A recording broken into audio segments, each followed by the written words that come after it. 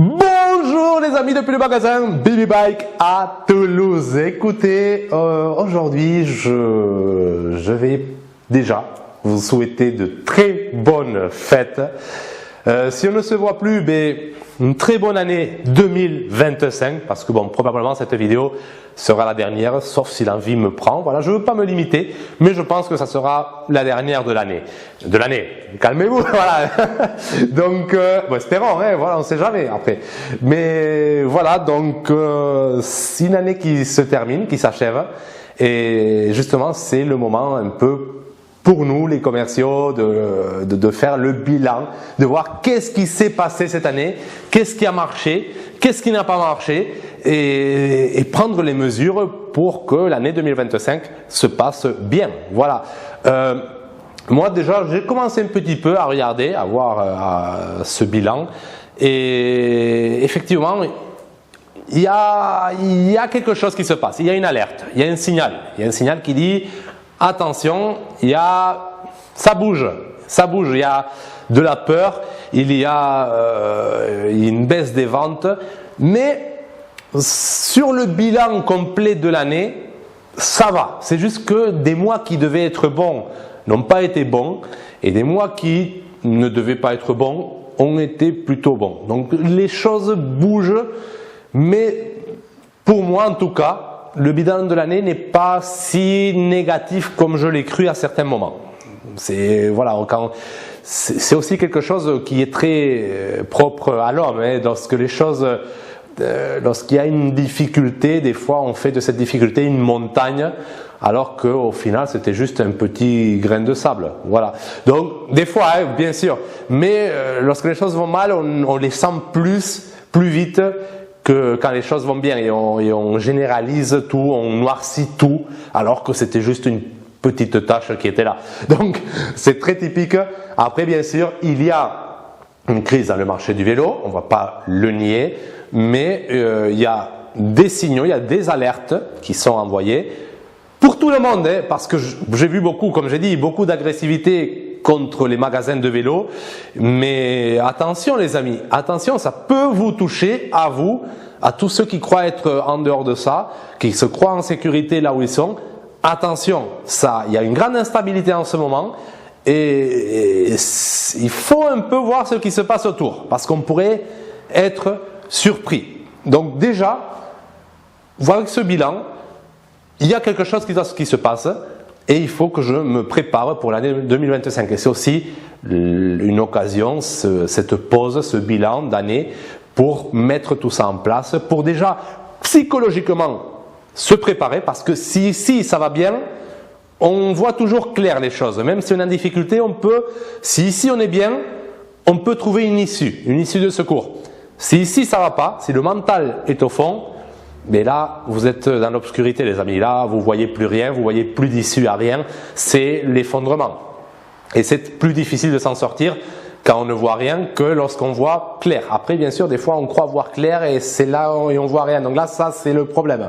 Mais en gros, déjà être bien ici, et si vous êtes bien ici, vous pouvez être, comme pourrais-je dire, si ici vous êtes bien, vous pouvez être dans une situation que beaucoup de gens jugent terrible, lamentable, mais vous êtes bien et pour vous, ça ne vous dérange pas. Et si ça ne vous dérange pas à vous, vous êtes bien.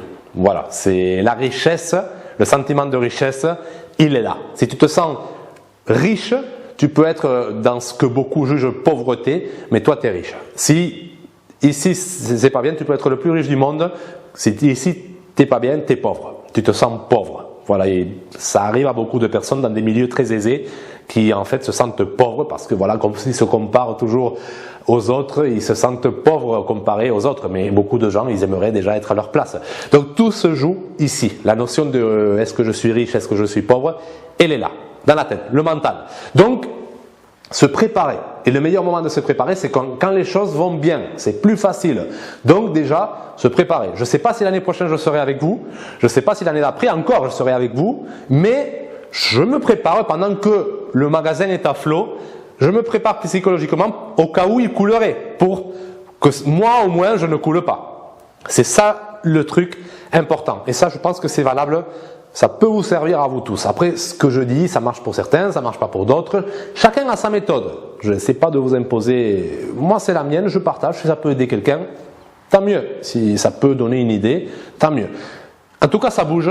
Il y a des changements et autant se préparer, autant être conscient et savoir comment on réagira à ces changements, comment ça va nous impacter, plutôt qu'après voir toujours les choses tout obscures. Voilà. Bon, je m'arrête là, parce que sinon ça devient un peu lourd. Autre annonce que je voulais vous faire, je suis en train d'écrire un livre. Bon, d'ailleurs, il est quasiment fini. Ça fait déjà quelques mois que j'y travaille et j'ai déjà lancé l'impression d'un modèle, justement, un modèle brouillon pour le recevoir, pour faire les dernières corrections. Et je pense que en 2025, je ferai une vidéo pour vous annoncer que mon livre est disponible, que vous pouvez l'acheter. Voilà, je sais, certains vont se dire, voilà, du business, oui et non, oui et non. Je ne vais pas vous dire qu'il n'y a pas une part de ça. Ça fait partie justement de cette évolution par rapport aux signaux qui sont envoyés, par rapport, est-ce que mon magasin sera encore là? Donc, j'essaie de trouver d'autres issues, un peu comme un arbre qui cherche la lumière, qui envoie des branches dans toutes les directions et après quand des branches ont trouvé la lumière, mais il va développer plus ce côté-là que l'autre côté. Donc c'est un peu la même chose, je lance des branches, je tente des choses et on verra ce qui se passe. Ce livre en tout cas, donc il y a un côté business, oui, je ne vais pas vous mentir, mais l'objectif que moi je considère le principal, le business, c'est la cerise sur le gâteau. Voilà, c'est une petite chaîne YouTube. Je ne m'attends pas à des gros résultats, je ne m'attends pas à vivre de ça. L'objectif principal pour lequel j'ai écrit ce livre, c'est pour moi. C'est pour mettre sur papier mes idées un peu, ma façon de voir les choses, mon expérience professionnelle, ce que j'ai pu apprendre de mon travail, de la vie en général, l'écrire.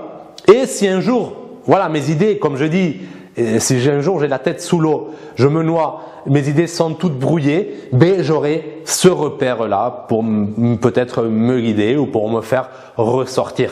Voilà, c'est quelque chose que je voulais faire pour apprendre à mieux me connaître et après, encore une fois, ben, j'ai voulu partager ça. Ça peut peut-être aider certains, ça peut peut-être ne pas. Voilà, à vous de décider. Moi, je le publierai. Qui voudra l'acheter, l'achètera. Qui voudra pas, ne l'achètera pas. Donc, courant année 2025, j'espère, je l'espère, je pense que oui, je ferai une vidéo pour vous annoncer que mon livre est disponible. Voilà, c'est une petite annonce que je fais. Chacun dira. Déjà, vous pouvez me dire en commentaire, est-ce que vous êtes intéressé par cet éventuel livre, est-ce que vous seriez intéressé ou pas? Dites-moi, voilà, c'est pour avoir une petite idée. Et si ça ne vous intéresse pas du tout, qu'est-ce que vous pensez du fait qu'un technicien cycle, presque inconnu je dirais, écrive un livre? Qu'est-ce que vous pensez? Dites-moi ça m'intéresse vraiment. Et justement peut-être, comme le livre n'est pas fini, qui sait, peut-être je mettrai quelque chose à ce sujet. On verra, je peux encore le modifier, donc tout est bon. Donc dites-moi ça m'intéresse vraiment. En tout cas, voilà, je vous souhaite une très bonne année, beaucoup de courage, beaucoup de force et prenez soin de vous. Prenez soin de vous et c'est vrai que des fois on veut prendre soin des autres, mais déjà, prenez soin de vous d'abord. Et c'est pas de l'égoïsme, c'est comme je dis, si vous n'êtes pas bien, tout le reste s'effondre. Donc déjà, guérissez-vous. Et après, allez guérir les autres, allez soutenir les autres. Mais c'est vraiment important que tout soit clair ici. Et après, voilà, et après aider les autres et tout ça, ça va vous aider à vous-même aussi. Donc c'est aussi une façon. Mais déjà, il faut que vous soyez vraiment conscient de ça et que vous ayez ça très clair. Voilà. Prenez soin de votre famille. Je le dis, je le redis, mais c'est un pilier, les amis. Et des fois il y a des difficultés, des fois peut-être on a envie de se fâcher pour des bêtises, mais à la fin, voilà, si vous tenez, ça peut être un pilier très fort, ça peut être une force énorme. On se rend pas compte, les amis, mais des fois on lâche pour rien, mais c'est je sais pas, ça renforce d'un autre côté. Il n'y a pas de chemin, encore une fois, il n'y a pas de chemin universel.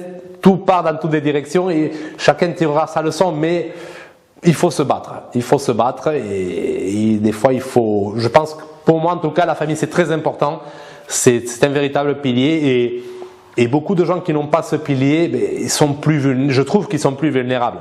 S'ils survivent à tout ça, ils peuvent être forts. Mais voilà, à un moment, je pense que on peut tous trébucher. C'est bien d'avoir quelqu'un qui te relève, quand même, à un moment. Voilà.